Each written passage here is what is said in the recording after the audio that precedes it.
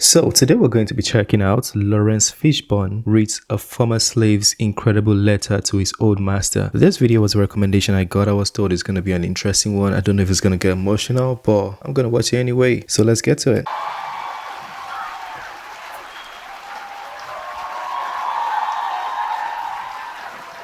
Oh, he looks so Nigerian. This is an African attire.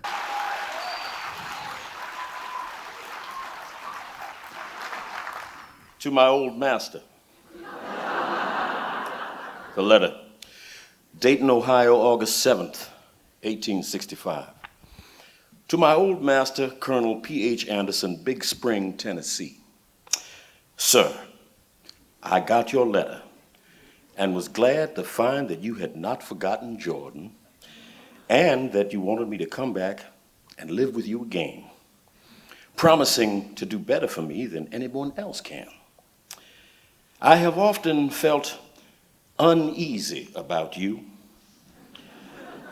I thought the Yankees would have hung you before this.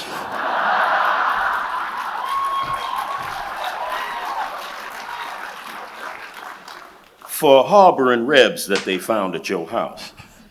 I suppose they never heard about your going to Colonel Martin's to kill the Union soldier that was left by his company in their stable. Although you shot at me twice before I left you, I did not want to hear of your being hurt and am glad that you are still living. It would do me good to go back to dear old home again and see Miss Mary and Miss Martha, Alan, Esther, Green, and Lee.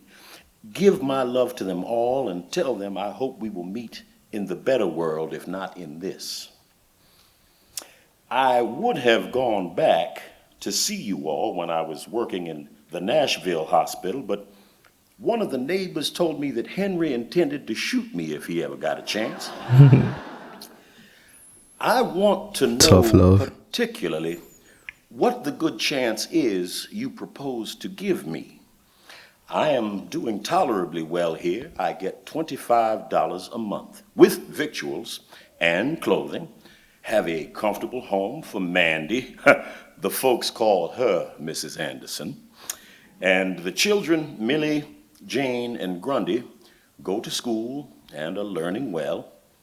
The teacher says that Grundy has a head for a preacher. They go to Sunday school, and Mandy and me attend church regularly.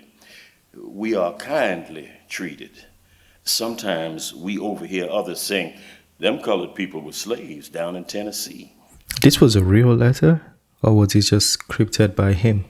Kind of like fictional, or it's like from a real slave? The children, they feel hurt when they hear such remarks, but I tell them it was no disgrace in Tennessee to belong to Colonel Anderson. Many darkies would have been proud, as I used to be, to call you master.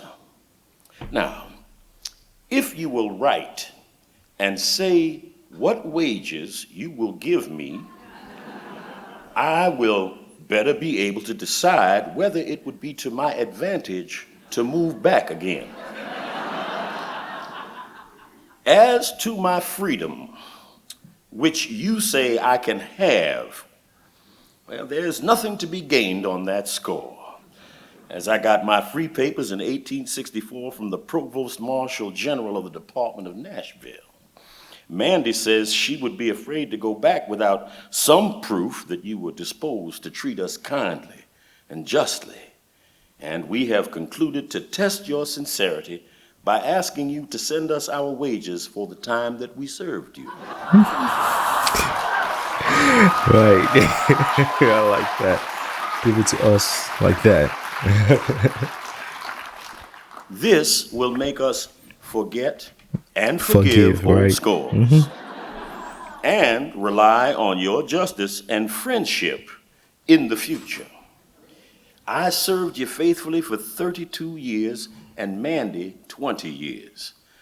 At $25 a month for me, $2 a week for Mandy, our earnings would amount to $11,680. Add this, the interest for the time of our wages have been kept back, and deduct what you paid for our clothing and 3 doctor visits for me, pulling a tooth for Mandy, and the balance will show what we are in justice entitled to. Please send the money by Adams Express in care of V. Winters, Esquire, Dayton, Ohio. If you fail to pay us for our faithful labors in the past, we can have little faith in your promises in the future. We trust the good Maker has opened your eyes to the wrongs which you and your fathers have done to me and my fathers in making us toil for you for generations without recompense. Here I draw my wages every Saturday night, but in Tennessee, there was never any payday for the Negroes any more than for the horses and cows. Surely there will be a day of reckoning for those who defraud the laborer of his hire. In answering this letter, please state if there would be any safety for my Millie and Jane, who are now grown up and both good-looking girls. You know how it was with poor Matilda and Catherine.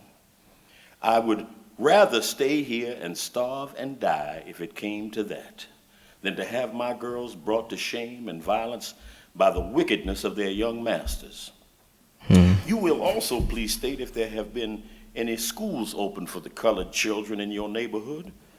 The great desire of my life now is to give my children an education and have them form virtuous habits. Say howdy to George Carter and thank him for taking the pistol from you when you were shooting at me. Your old servant, Jordan Anderson. That letter gave me chills. I don't know, like, it made my hair stand. So the letter is supposed to, not supposed to be, but it's amusing, but very deep and very emotional. It's like a real struggle added with humor.